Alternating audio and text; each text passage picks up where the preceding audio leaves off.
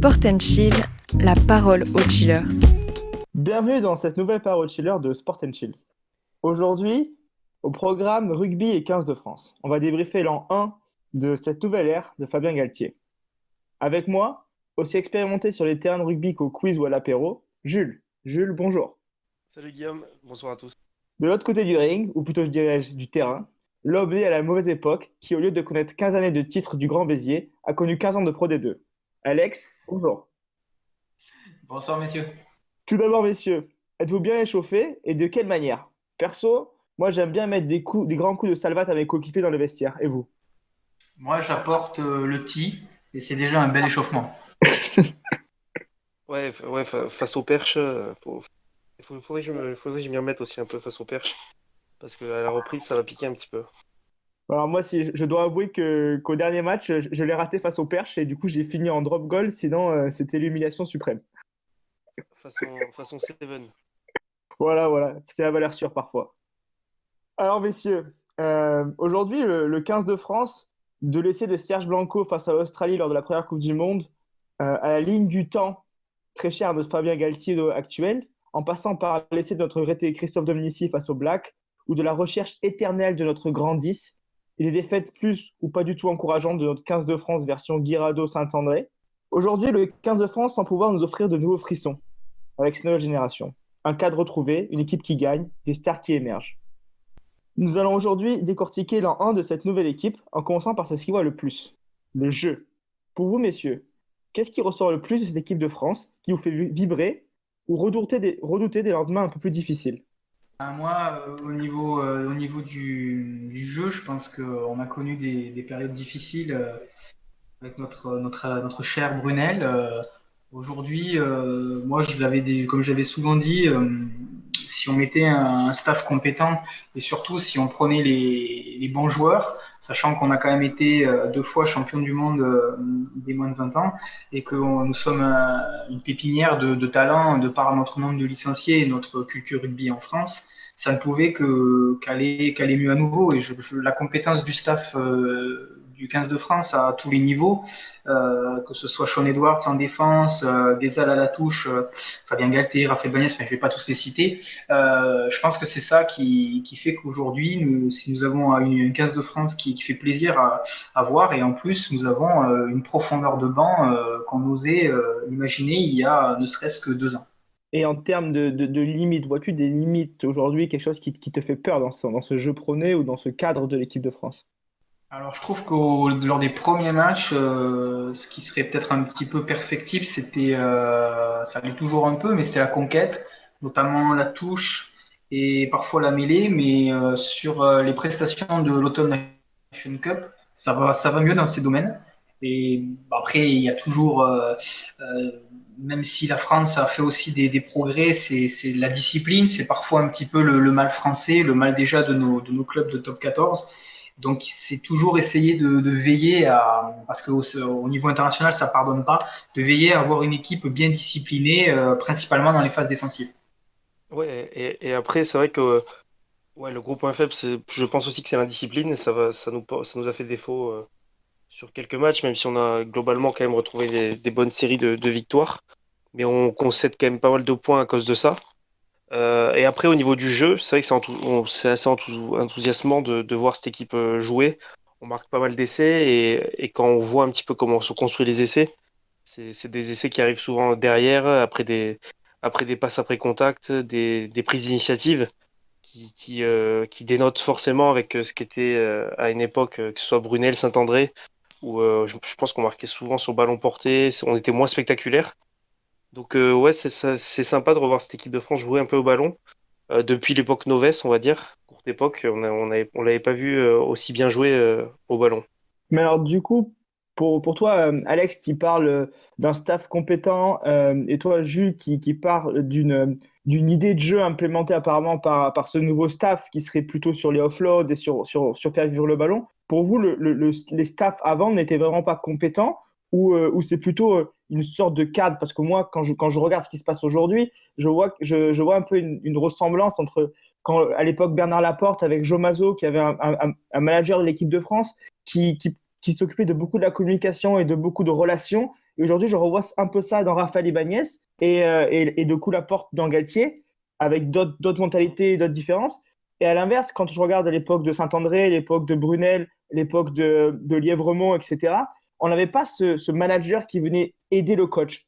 Donc, est-ce que c'est purement et simplement dû au staff qui n'était pas aussi compétent que ça, parce qu'on ne peut pas dire qu'ils étaient incompétents, ou c'est aussi lié à cette nouvelle structure de revenir avec un manager de l'équipe de France de rugby, de l'équipe de France de rugby? Moi, je pense que c'est même pas forcément en rapport forcément avec ces deux facteurs-là, mais je dirais même que c'est un petit peu la dynamique du rugby français actuellement. Comme Alex l'a dit tout à l'heure, on est double champion du monde en titre des moins de 20 ans.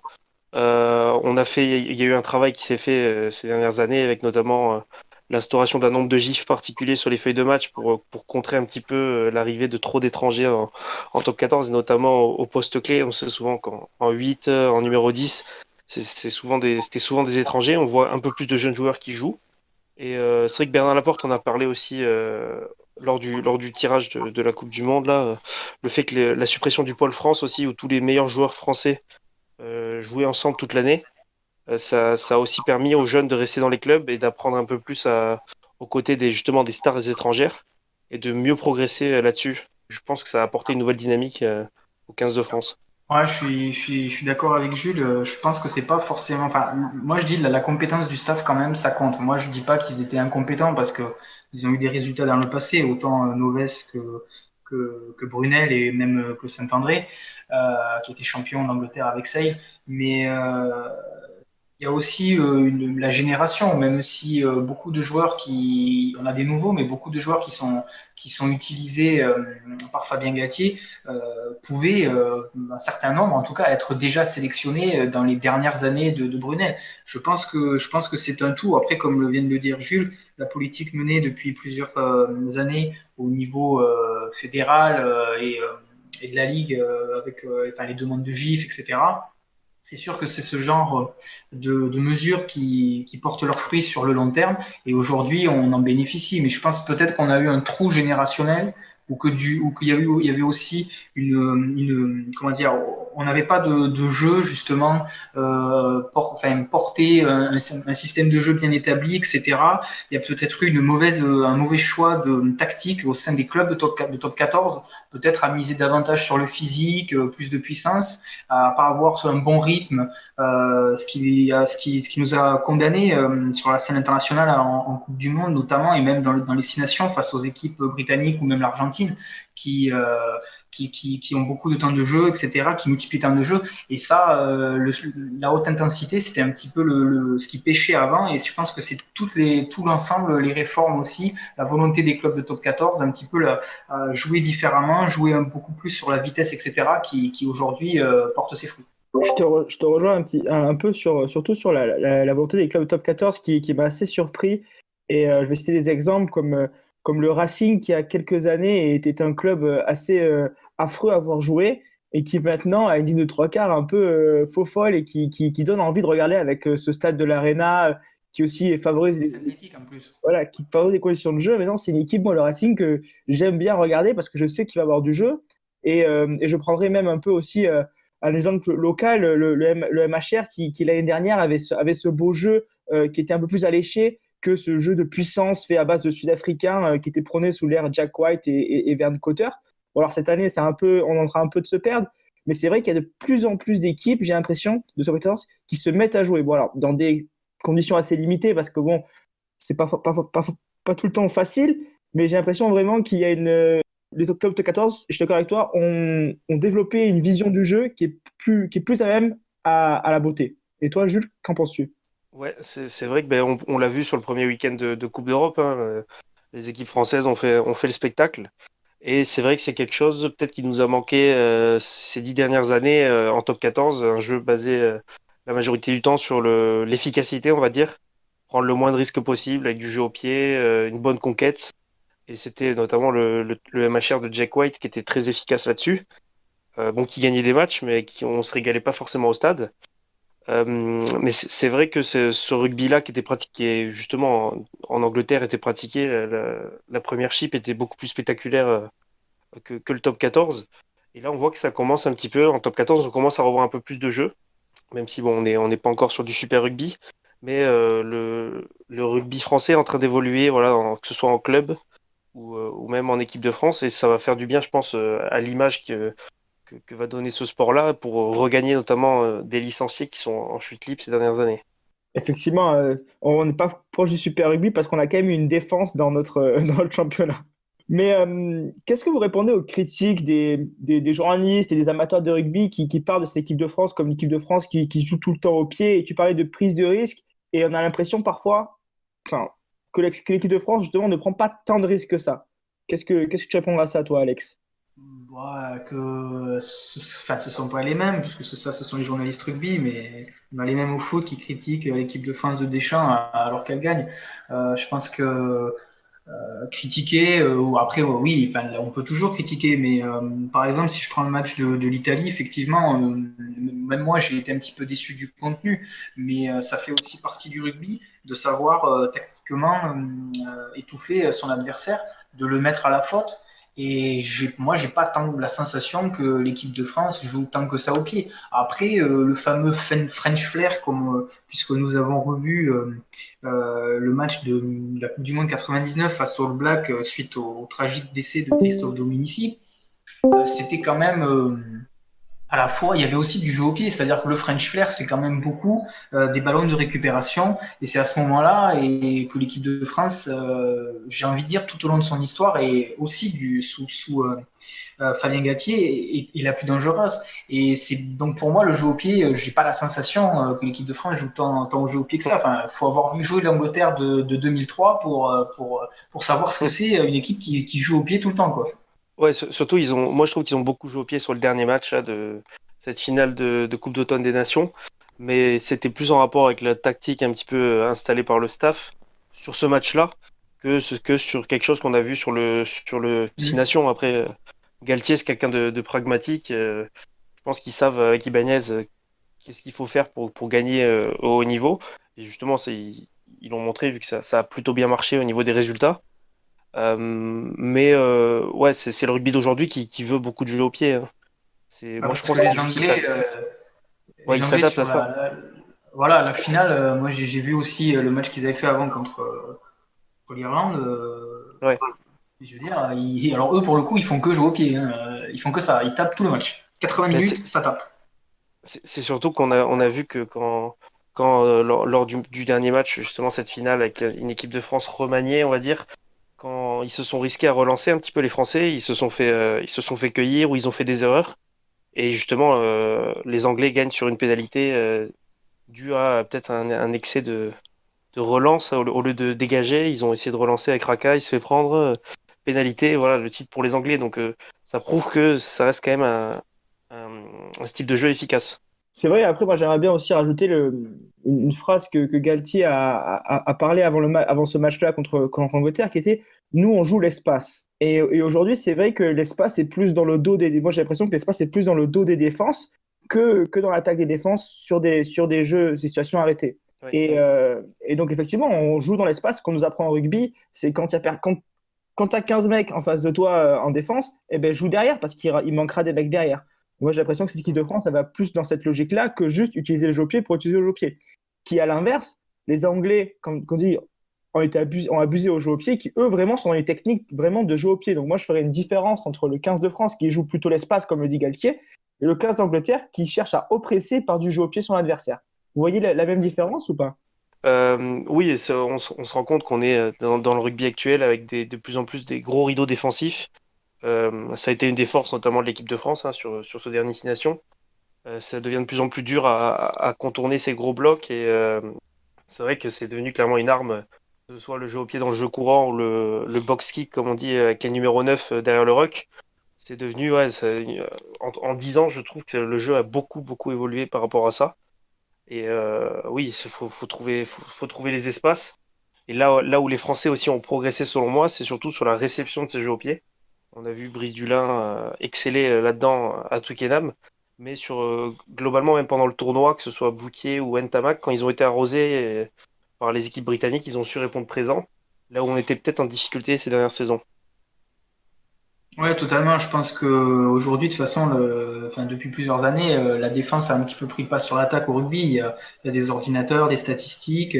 Ça se rapproche beaucoup du football américain d'une certaine façon dans les phases défensives. C'est très très tactique. Avec la défense inversée, les joueurs montent très très haut. Et effectivement, dans le jeu au pied, il y a, alors oui, comme vient de le dire Guillaume, il y a deux stratégies. La stratégie d'harceler son adversaire, comme les Anglais, ou je pense aussi que je suis d'accord avec Guillaume, c'est le cas de l'équipe de France, de rechercher l'espace, sachant qu'il y a parfois un manque de couverture de l'arrière et que j'ai aussi la sensation que le rugby moderne fabrique des ailiers très offensifs, de très bons contre-attaquants, mais que sur les aspects défensifs, autant en un contre un dans les plaquages, dans les réceptions sur les chandelles, que également dans les couvertures de terrain, c'est quand même le poste aujourd'hui où il y a des lacunes défensives. J'ai un petit peu la sensation que c'est logique que les équipes cherchent l'espace par cette occupation du jeu au pied et ça permet aussi de faire du gain terrain. Et si on fait du gain terrain, au bout d'un moment, on récupère la touche et si on a une touche dans les 40 mètres adverses, eh ben, ça nous permet de lancer une offensive derrière. Ouais. Il ne faut pas oublier que le rugby reste avant tout un sport d'occupation, le rugby à 15, à l'inverse du rugby à 7, qui est plutôt un sport de possession. Enfin, messieurs, on en parlait beaucoup des points positifs de cette équipe de France, mais au début, vous avez identifié deux points négatifs de cette équipe de France qui sont la conquête et la discipline. Avez-vous d'autres points négatifs que vous voudriez évoquer? Je pense que c'est les deux qui ressortent le plus. Après, non, non, après, moi, j'en ai pas d'autres qui me viennent à l'esprit. C'est vraiment les deux axes sur lesquels il faut bosser pour moi. Ouais, moi pareil, j'ai pas spécialement d'autres axes à travailler. Je pense qu'on a un énorme potentiel. Moi, je me suis aventuré à dire qu'on serait champion du monde et bon, je l'ai dit, donc je le maintiens. Mais je pense on a clairement la meilleure équipe avec les Blacks, avec les Sud-Africains dans un autre style. Pour moi, les Anglais, ils ont une bonne équipe, mais franchement, je nous mets à aller au mieux à égalité, voire légèrement devant eux. Et c'est vraiment pour moi les deux seuls points que cette équipe peut gommer. Et si on les gomme, on sera en tout cas pas inarrêtable, mais presque inarrêtable. Alors moi, j'ai quelque chose qui me fait un peu peur pour les prochaines années. C'est c'est la forme de jeu de l'équipe de France qui pour moi, est très basée, comme dit, sur la contre-attaque, sur donner la balle à l'adversaire. Et enfin, ce qui me gêne, c'est le jour où on va rencontrer une équipe qui va jouer pareil, et je pense au All Black, par exemple, euh, qui joue aussi en contre et qui marque sur très peu de temps de jeu. Est-ce qu'on va pas être en difficulté, amené peut-être à avoir cette possession de balle? Et je pense par exemple à une équipe comme l'Irlande qui a un jeu basé sur la possession de balle et qui est limité par ce jeu-là à certains moments, mais qui aussi marche sur ses adversaires. Est-ce que le rugby, si on parle d'un rugby d'espace, donc c'est ce qui se présente en face de nous lors du match, mais est-ce que ce qui se présente en face de nous face aux équipes, ça n'amène pas aussi différentes formes de jeu? Et est-ce que le fait de toujours jouer sur de la contre-attaque et des ballons ouais, sur un ou deux temps de jeu, marqués sur un ou deux temps de jeu, ça va pas nous amener à notre perte sur certains matchs pour vous? Je pense que les Irlandais, leur jeu de possession, ils ont un peu vu leurs limites sur la dernière Coupe du Monde 2019 contre les Blacks notamment. Bon, ils sont tombés clairement sur plus fort. Et on les a vus, voilà, c'est bien de garder la possession, mais c'est comme si je fais un parallèle avec le foot, quand le Barça dominait, et après on a commencé, Barça dominait au début des années 2010, et après certains coachs ont commencé à trouver des solutions pour contrer ça. Je trouve que le jeu de contre-attaque reste le plus efficace. Les All Blacks le montrent bien. Après, faut avoir les joueurs pour le faire. Mais c'est là où il y a les plus gros déséquilibres. C'est dès qu'il y a un ballon récupéré, on a des très bons troisième ligne pour gratter ces ballons-là. Et derrière, il y a des pattes. Donc, pour moi, faut rester dans cette optique-là. Ouais, je rejoins Jules. Je pense qu'il faut rester dans cette optique-là. Après, face aux Blacks, je pense qu'on a des joueurs capables de faire un match tactique. Euh, je pense notamment, même s'il est plutôt remplaçant, à Baptiste Serin au poste à la mêlée, mais même Ntamak à l'ouverture, on peut, à mon avis, changer de style. Et je pense qu'aussi la différence par rapport à des nations comme l'Irlande, c'est qu'on a la capacité en France à avoir des joueurs qui sont plus agressifs. Les Blacks ont souvent dit que notamment les paquets d'avant français étaient très agressifs. Je pense qu'on est en capacité aussi de leur faire mal, de répondre physiquement dans l'impact et d'avoir une bonne tactique parce que nous avons de très bons chefs d'orchestre et ça peut justement. Moi, je trouve qu'on a une palette tactique assez large au final et Oui. que après, évidemment, il faut pas non plus que Galtier dans les prochaines années, là jusqu'à la Coupe du Monde, s'enferme uniquement dans un jeu. Et ça, c'est les prochains matchs qui nous le diront. Mais moi, je pense on a vraiment tous les profils de joueurs pour utiliser toutes les palettes disponibles dans le public. Et surtout qu'actuellement, on a une équipe très jeune. Faut se dire que quand on va jouer les Blacks à la Coupe du Monde en 2023, la majorité auront entre 40 et 50 sélections et seront beaucoup plus aguerris, auront peut-être gagné destination, ce qu'on leur souhaite. Donc, ça sera pas les mêmes joueurs qu'actuellement qui sont prometteurs pour la grande majorité, mais qui n'ont pas encore forcément prouvé. On a encore 3 ans pour clairement encore passer un palier au niveau de ces joueurs-là. Les joueurs, justement, on va en parler dans la deuxième partie de cette parole au chiller. Mais pour conclure cette première partie sur le jeu, on se rend compte par ce que vous dites qu'il y a quand même un cadre qui a été posé. Tu parles de monter les joueurs en sélection, Jules. Donc, c'est-à-dire de passer aujourd'hui, on est à peut-être 4-5 sélections par joueur et d'arriver à 50 sélections par joueur. Tu parles, toi, Alex, d'une conquête de plus en plus de différentes formes de jeu. On sent qu'il y a un cadre, et ce que Fabien Galtier et Raphaël Ibanez en parlent, on sent qu'il y a vraiment un cadre qui se met en jeu et qu'on sait où on va, comparé à avant où on ne savait pas trop où on allait, on ne savait pas trop avec qui y aller, mais on y allait. Et ça ne marchait pas forcément. Est-ce que vous avez aussi ce sentiment, pour rapidement conclure cette première partie, ou quelque chose de différent, et on peut recontinuer à débattre si vous voulez? Non, moi je pense effectivement qu'il y a un cadre qui a été posé et que justement c'est ce qu'il faut parce que lorsqu'on a un objectif de remporter une Coupe du Monde, c'est ce qu'ont fait les Anglais. Enfin, ils ont pas gagné, mais ils sont arrivés en finale. L'Angleterre d'Eddie Jones, précédemment, ils sont éliminés de leur Coupe du Monde dans la phase de poule. Et après, il y a eu une continuité, il y a eu un travail, il y a eu un cadre. Eddie Jones, tous les ans, il a travaillé un domaine du jeu et ça leur a permis d'aller en finale. Et donc le cadre, c'est vraiment très important. Et je pense aussi que ça va permettre à cette équipe de France d'atteindre ses objectifs. Oui, surtout que la grande nouveauté sur ce nouveau staff, c'est à chaque fois convoquer 42 joueurs pour pouvoir bosser. On sait notamment, en général, c'est le mardi, leurs entraînements à haute intensité avec des oppositions. Donc ça ouvre un petit peu Marcoussis à plus de joueurs qui découvrent.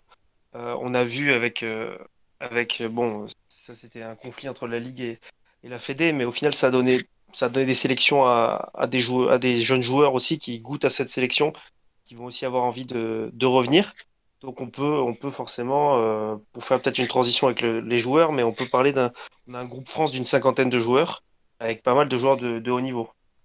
Justement, rapidement, tu parlais de ce conflit FFR-LNR. Est-ce qu'il ne serait pas là un peu encore le dernier point négatif de cette équipe de France, où quand même Fabien Galtier, au début de l'Automne Nation Cup, enfin, et même avant au début du restart, on va appeler ça, euh, imposé qu'on aurait 5 ou 6 matchs, enfin, qu'il y aurait 5-6 matchs pour tout le monde et que ce seraient les joueurs, etc., sans vraiment s'aligner avec les entraîneurs de top 14. Et ça m'a paru pour moi un peu déconnecté, une erreur de communication alors que depuis le début, ça a été parfait, une communication très ouverte, on comprend très bien où on va, on comprend très bien ce qu'on fait. Et là, d'un coup, comme un cheveu sur la soupe, Galtier qui sort une interview et qui dit les internationaux seront là 6 semaines, 6 matchs, il n'y a pas à discuter.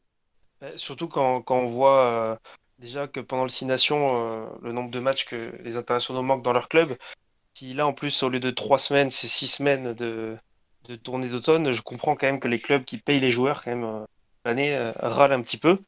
Et moi, je prends ça comme je vois le verre à moitié plein, vu que ça a franchement donné, ça nous a donné l'occasion de découvrir de certains joueurs au niveau international, et c'est des joueurs qu'on sera amené à revoir après avec la vraie équipe de France, entre guillemets. Yes, parfait. Et bien alors, ces joueurs qu'on sera amené à voir avec, comme tu dis, la vraie équipe de France, on va en parler de suite dans notre deuxième partie du débat de cette parole au chiller. Donc, on va se focaliser sur certains postes qu'on a prédéfinis. Donc, on va parler des ailiers, où on trouve que c'est plutôt ouvert la concurrence. Des arrières, où 3 personnes, 3 joueurs ont vraiment marqué leur empreinte.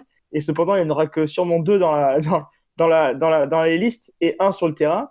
Enfin, des deuxièmes lignes où on est assez fort sur le deuxième titulaire, mais on était un peu douteux sur ce qu'il y avait derrière. Et enfin aussi, les troisièmes lignes remplaçants et les ouvreurs. Parce qu'aujourd'hui, bon, on a eu un grand débat sur le grand 10 et que serait un débat rugby sans le débat sur le grand 10? Alors, messieurs, on va commencer par les ailiers. Donc, les ailiers, ça reste le poste où personne ne s'est vraiment imposé et on ne saurait pas dire qui va jouer à l'aile dans le prochain match du 15 de France. Ouais, c'est vrai. Non, c'est sûr. Parce que c'est vrai que il y a pléthore de joueurs. Après, ils ont chacun leurs caractéristiques, leurs inconvénients et leurs défauts, j'ai envie de dire. Et c'est très compliqué, même si enfin, je pense quand même que Teddy Thomas, en fait, s'il est vraiment au top, au vu de ses capacités offensives et s'il gomme ses problèmes en défense, pour moi, c'est quand même, il sera quand même difficilement bougeable parce que je pense que c'est celui qui a le plus de potentiel. Même si j'aime beaucoup Ratez et même si Gabin Villiers commence aussi à faire des choses intéressantes et a un profil aussi intéressant. Mais Donc, je pense que ce soit Thomas et Penaud, je pense que c'est les deux qui, sur le papier, présentent le plus de garanties de qualité, je trouve, sur le potentiel pur. Après, Ratez, ce qui peut jouer en sa faveur, c'est sa polyvalence. Il peut être sur le banc notamment parce qu'il voilà, il peut faire arrière et ailier. Et Gabin Villiers, j'attendrai un peu plus avant de le juger, même s'il a fait 2 bons matchs sur les matchs qu'il a eu à faire. J'attends de voir ce que ça peut donner. Pour moi, l'idéal, ça serait Penaud et Thomas, et surtout pas Ficou, qu'il faudrait laisser au centre. ouais, c'est vrai qu'on a eu Gaël Ficou qui est venu se mêler un peu à ça et il a été bon, mais bon, il est tellement puissant au centre qu'on n'en débat même pas tellement il n'y a pas de débat.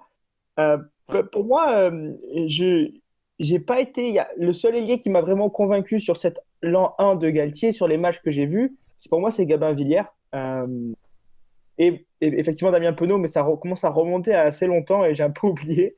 Mais pour moi, Teddy Thomas, c'est un joueur extravagant. C'est le joueur X, facteur X, qui peut faire pencher la rencontre et qui, effectivement, quand il est en forme, ça marche du tonnerre. Mais à l'inverse, ses bas sont très, très bas pour moi et c'est parfois un risque. Et moi, je verrais à l'aile Damien Penaud, l'éternel, qui se blesse souvent et qui rate pas mal les rassemblements depuis quelques temps.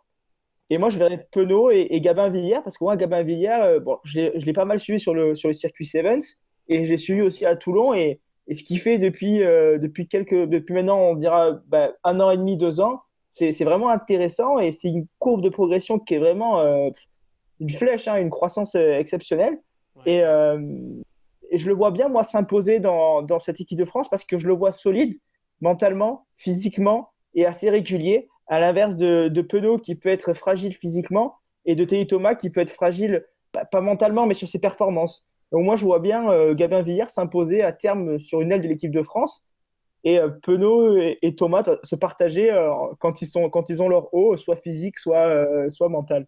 Mais c'est vrai que je le vois plus, on va dire, régulier que les autres. C'est quelqu'un qui va pouvoir peut-être enchaîner les matchs avec moins de blessures, comme tu le dis, et quelqu'un qui est très bon en défense et notamment sur les récupérations de ballons dans les rucks aussi, où il est intéressant. Donc, c'est vrai que souvent en rugby, même à tous les niveaux, hein, on privilégie toujours un bon défenseur à un excellent attaquant. Donc, c'est vrai que peut-être ça pourrait profiter à Gamavilliers. Ouais, moi, de toute façon, si je devais en prendre quatre, je prendrais donc Thomas, Penaud s'il n'est pas blessé, parce que c'est vrai qu'il a beaucoup de problèmes physiques, Gabin Villiers et Ratez. Voilà, ce seraient mes quatre ailiers sélectionnables, quoi. Avec Ok. Retière encore en réserve, il n'a pas trop eu sa chance. Ouais, moi, j'aime bien le Ouais, petit ouais, Retière. c'est C'est vrai. Ouais. ce que j'allais dire. Je n'ai pas trop compris ce qui s'est passé. Il a été sélectionné, il fait sa première apparition 10 minutes en fin de match et après, il est plus appelé alors qu'il continue à jouer en club. J'ai pas trop compris un petit imbroglio qui n'a pas été clarifié, qui n'a pas été trop relevé par les médias. Ouais, Mais c'est moi, vrai. j'adore ce joueur depuis plusieurs années. Je trouve, et il a terminé d'ailleurs plusieurs fois, je crois, dans le top des meilleurs marqueurs du top 14. Ouais, mais surtout, il est super polyvalent. Il vient du Seven. Ouais. aussi. Enfin, il est passé par le Seven et c'est quelqu'un d'intéressant. Après, c'est vrai qu'il y a Moi, beaucoup de concurrence quoi, en ce moment. ouais. Ben, moi, je trouve vraiment ce joueur, je pense que si, quand il sera mis en avant, il pourra vraiment percer, percer. Bon, moi, je le mettrais même à la place de Ratez, vous voyez, parce qu'il est un peu plus, je le vois un peu plus physique. Il a un peu plus gros physique que Ratez et j'ai peur que sur le niveau international, le physique de Ratez soit. Bon, quand même, il est fait en carton, quoi, hein. Il a deux épaules de serpent et deux cure-dents à la place des jambes, quoi. Mais il est très bon. Ouais, C'est vrai ouais, qu'il est fin, mais il est quand même aussi, malgré son physique, très bon sur les ballons aériens quand même. Ouais. Bon, voilà, bah, alors notre sélection donc, pour les ailiers, on va parler de Teddy Thomas, Damien Penaud et Gabin Villiers. Et en reste, en plus, soit Ratez, soit sur Retière. retière. Retiens. Excusez-moi. Alors maintenant, passons bah, alors, à un poste assez similaire, les arrières. Mais là, les arrières, on a une liste assez définie, hein. On a Brice Dulin, Anthony Boutier et Thomas Ramos qui ont marqué à eux trois, en fait, leur match de 15 de France. Parce que quand on pense à Anthony Boutier, on pense à cette énorme prestation face à l'Angleterre lors de l'ouverture du tournoi et ce coup de pied gigantesque. Quand on Ouais. pense à Thomas Ramos, on pense à ces deux bons matchs qu'il a effectués avec l'équipe de France durant l'Automne Nation Cup et sa réussite face au poteau. Et enfin, quand on pense à Dulin, ben, on pense au meilleur joueur de l'Automne Nation Cup qui a été exceptionnel et qui nous a tous surpris, je pense, même ceux qui le suivaient et qui avaient foi en lui. Ouais. Ouais, Pour mais vous, après, vas-y, vas-y, ah, vas-y. ouais, après pour en revenir à Boutier, sur le tournoi, il a été bon. Je trouve pas excellent. Après, je trouve qu'on l'a un petit peu, on l'a mis en avant parce qu'il a eu un parcours un peu atypique et que c'était un peu, comment dire, pas bizarre, mais que c'était surprenant qu'il se retrouve là. Il a assuré, il y a pas de souci. Mais on l'a peut-être un petit peu trop mis en valeur par rapport à ce qu'il a vraiment donné, quoi. C'est quelqu'un de sobre, mais je trouve que Dulin récemment a plus montré que ce que Boutier l'a fait et que même Ramos serait plus intéressant avec sa capacité à pouvoir buter aussi. Ouais, c'est vrai que moi, Anthony Boutier, il a fait notamment, bon, il a un très très bon premier match. Après, je trouvais qu'il perdait un petit peu, qu'il descendait vraiment au fil du tournoi. Après, Dulin, alors pour le coup, pour moi, ça a été une renaissance. Je le pensais perdu pour l'équipe de France. Je n'avais pas trop vu jouer La Rochelle depuis le début de saison et il m'a très très agréablement surpris. J'ai retrouvé le Brice Dulin de ses meilleures années. Après, concernant Ramos, mon souci sur Ramos, c'est que je le trouve excellent avec Toulouse. Mais je trouve qu'en équipe de France, je ne vois pas le même Thomas Ramos et je trouve qu'il a du mal à percer, même si oui, il a fait deux bons matchs durant l'Automne Nations Cup, mais je sais pas, j'ai l'impression qu'il manque un. J'ai pas encore vu le Thomas Ramos du Stade Toulousain et c'est ce qui me dérange un peu. Et là, si je devais te dire un nom, je dirais Brice Dulin, moi qui m'a vraiment Mm. impressionné pendant l'Automne Nations Cup. Ouais, moi, je suis un peu d'accord avec toi, Jules, sur le fait que Anthony Boutier, on l'a bien mis en avant et il a été bon, il a été solide. Mais quand je vois les prestations que font les deux autres arrières, ils ont vraiment été exceptionnels pour moi. Alors, Thomas Ramos, comme tu as raison, Jules, plus avec, Alex, plus avec le Stade Toulousain. Et je pense que j'ai une théorie là-dessus, je vais l'expliquer juste après. Et Brice Dulin, je l'ai vu un peu jouer avec La Rochelle. Je le voyais bon, mais je l'ai vu exceptionnel avec le 15 de France. Il s'est bonifié. Genre, il a fait ses meilleurs matchs de la saison avec le 15 de France, pas avec La Rochelle. Donc, pour moi, pour revenir sur Thomas Ramos, euh, le Stade Toulousain, il faut voir qu'ils ont une physionomie de jeu assez différente quand même du 15 de France, où eux, ils relancent de partout. Qu'il pleuve, qu'il vente, qu'il neige ou qu'il fasse soleil, ils vont relancer de leur but. D'où on se rappelle Thomas Ramos. On se rappelle Thomas Ramos, cette passe entre les jambes à 5 mètres de son embut. On se rappelle Thomas Ramos sur des relances un peu faux folles, où parfois il se fait prendre et se fait déglinguer, hein. Mais la plupart du temps, ça paye. Et j'ai l'impression que c'est le seul joueur, peut-être, qui, dans ce 15 de France, est bridé, en fait. Ah ouais, tu penses Ouais, que c'est ça. c'est possible, ouais. Après, moi, ce que j'aime chez Thomas Ramos, c'est quand même sa polyvalence en plus, parce qu'il peut jouer arrière, il peut jouer ouvreur. Il a fait de très bons matchs au poste d'ouvreur, même si, bon, on va en parler plus tard, on en a aussi, mais est-ce qu'il est bridé? Ouais, peut-être effectivement que dans un certain schéma de jeu, ses qualités de relanceur ont du mal à s'exprimer, même si quand même le jeu au pied fait partie Mais de c'est ses points fort. forts.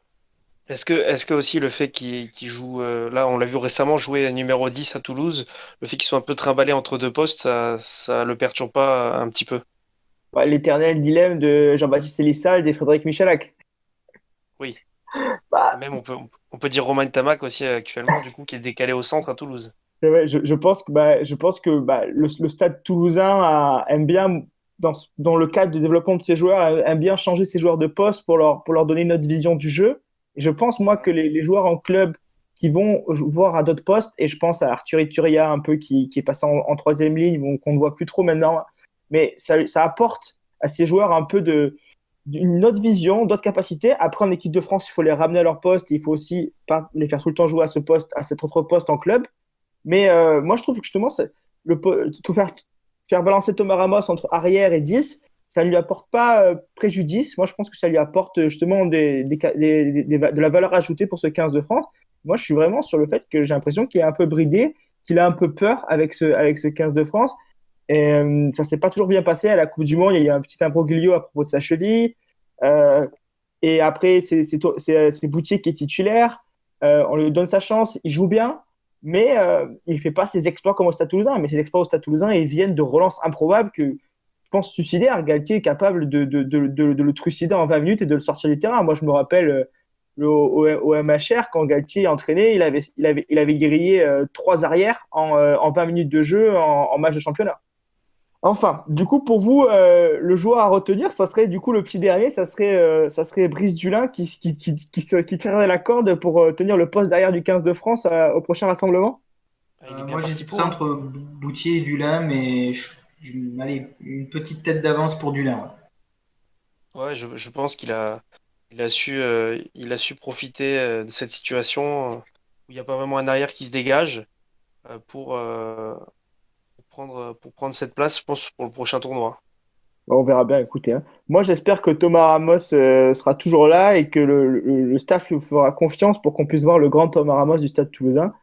Mais donc Dulin 2, Ramos 1, et ben Boutier, on verra bien s'il est encore là à au prochain rassemblement. Enfin, Moi, je maintenant, dirais même, oui, vas-y. je serais même pour mettre Rattez à l'arrière, mais Ah, après, ouais. je pense que Galtier lui reprochera peut-être la faiblesse de son jeu au pied.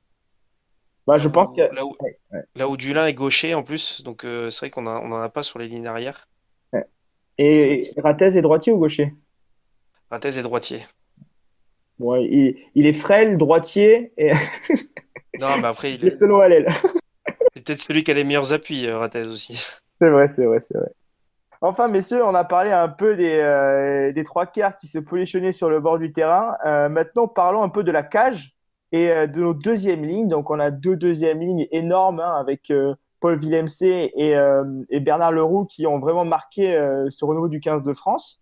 Et derrière, ça pousse un peu. On était un peu sceptique sur le réservoir. On avait un Tao Fenois qui faisait ses matchs, mais sans plus. On avait un Maïna qui a officiellement renoncé à l'équipe de France et on ne savait pas trop où regarder. Et avec ces deux matchs avec cette équipe remaniée, on a vu l'apparence de Kylian Gerassi et Baptiste Pesanti, qui nous ont, pour ma part, impressionnés. Pour vous, messieurs, est-ce que dans un premier temps, ces joueurs, Gerassi, Pesanti ou d'autres, peuvent faire leur entrée dans le groupe France? Est-ce qu'ils peuvent venir à terme? Est-ce que pour vous, les deuxièmes lignes, Leroux et Villemc, sont intouchables aussi? Non, je pense pas qu'il soit intouchable. Après, le roux, il y a peut-être son âge. Bon, il pourra jouer la Coupe du Monde, mais il est quand même beaucoup plus vieux que les autres. Est-ce qu'il arrivera à se maintenir à ce niveau de performance jusqu'au bout? On peut peut-être avoir une petite réserve là-dessus. Après, sur Villemc, moi, je l'ai souvent critiqué, mais il m'a convaincu. Je le reconnais sur le dernier tournoi parce qu'il a gagné en mobilité. D'ailleurs, quand on le voit de profil, il a vraiment fait un énorme effort. Il a perdu beaucoup, enfin, il s'est affiné, il a perdu des kilos et tout. Mais je pense quand même que, après, si l'Euro est à ce niveau de performance jusqu'à la Coupe du Monde, je pense qu'il bougera pas. Pour Willem C, Ouais, peut-être il pourrait être en balance. ouais, moi, je pense même à. Je pense que Bonta Officenois, il risque peut-être de sortir de ce groupe France. notamment au profit de Pesanti et Guirassy. Mais je vois aussi bien Félix Lambert revenir. Il est très bon à Lyon en ce moment. Mm. Il est un peu sorti des radars à cause de blessures. Mais je vois bien Félix Lambert reprendre une place dans ce 15 de France. Et pourquoi pas aussi Rebadge peut être une bonne alternative. Même si lui aussi, il a la capacité de pouvoir jouer deuxième et troisième ligne. Ouais, Lambé, c'est vrai qu'il est sorti un petit peu des radars. Moi, je l'avais vu jouer en plus en Pro D2 quand il était à Béziers. C'est vraiment un super joueur hein, qui a un profil très intéressant qu'on n'a pas beaucoup, qu'ont beaucoup notamment certains pays anglo-saxons. Mais ouais, si, c'est vrai que Lambé, moi, je pense que le sectionneur, le staff doit quand même le garder à l'œil et ça peut être une option. Peut-être pas à mettre selon à tous les matchs selon l'adversaire, mais qui peut être en tout cas très intéressant dans le groupe, quoi. Après, voilà, on a quand même en deuxième ligne, c'est deux postes qu'on peut penser similaires, mais qui sont quand même qui ont besoin d'une complémentarité. Moi, d'un côté, je mettrais Leroux, Lambé et Rebadge, et de l'autre, je mettrais Villemc, Guirassy et Tao et Pesanti. Est-ce que vous suivez un peu sur ça, sur ces concurrences-là? Donc, pour moi, par exemple, Lambé ou Rebadge viendrait plutôt en remplaçant de Leroux si jamais on veut remplacer Leroux, alors que Pesanti ou Guirassy ou Taofina viendraient plutôt en remplacement de Villemc. Ouais, je te rejoins assez. C'est vrai que après pour moi le roux il est vraiment imbougeable parce que c'est la machine à plaquer quoi. C'est assez impressionnant. Mais c'est vrai que Taofi Fenois, ouais, je suis assez d'accord. Pour moi par rapport au profil, ça peut être le remplaçant de Willem C. Parce que c'est vrai que enfin moi je l'aime bien, mais je pense qu'il aura peut-être du mal à percer en équipe de France pour en tout cas être titulaire. Et moi, j'ai quand même bien aimé Pesanti quand même hein, sur l'Automne Nations Cup, Mm. quoi. Et toi, Jules, Ouais, tu mais avais un truc différent? ouais, je pense que Pesanti, il a plus un profil à la Bernard Leroux, puisqu'il a commencé il est formé en troisième ligne. Donc, je trouve que c'est quelqu'un qui a quand même beaucoup d'abattage sur un terrain. Il fait beaucoup de choses. Et c'est sûr qu'il a marqué des points sur notamment le match contre l'Angleterre. Ouais, quel match, hein? Quel match, quel match. Enfin, du coup, pour vous, est-ce que parmi du coup ces joueurs, donc on va quand même considérer que Villemc et Leroux seront dans le prochain groupe, en tant que troisième troisième deuxième ligne sur la feuille de match, pour vous, quel sera celui qui va tirer son épingle du jeu? Je vois bien Guirassy. Toi, Je Ouais, vois Alex? bien pareil. Guirassy. J'aurais dit Ok. Gérassi aussi. Ouais. Moi, je vais aller contre vous. Moi, je vois Pesanti quand même, qui m'a vraiment impressionné, et je vois Pesanti prendre la place de Tao Fefinois sur le banc.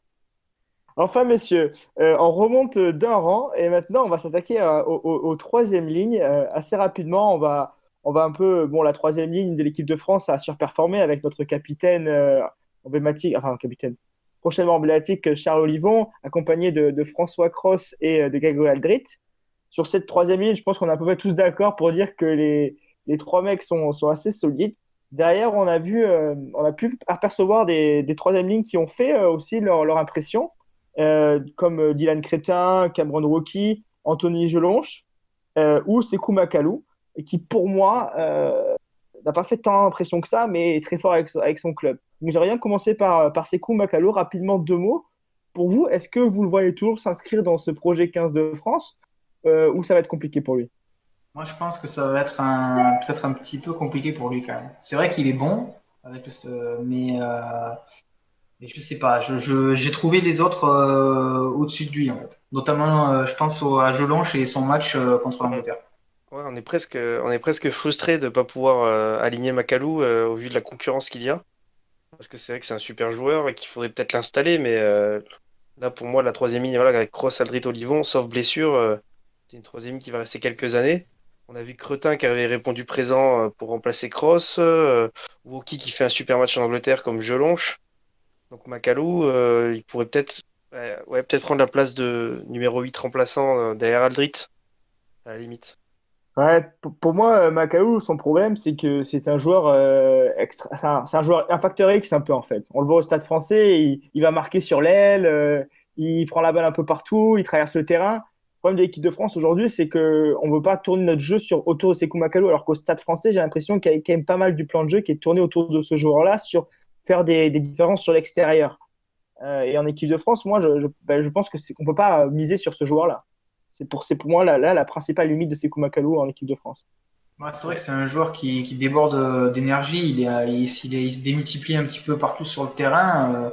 Je ferais peut-être un petit parallèle avec Sergio Parisse de la grande époque, qui était quand même en troisième ligne très mobile et qui se envoyait presque partout.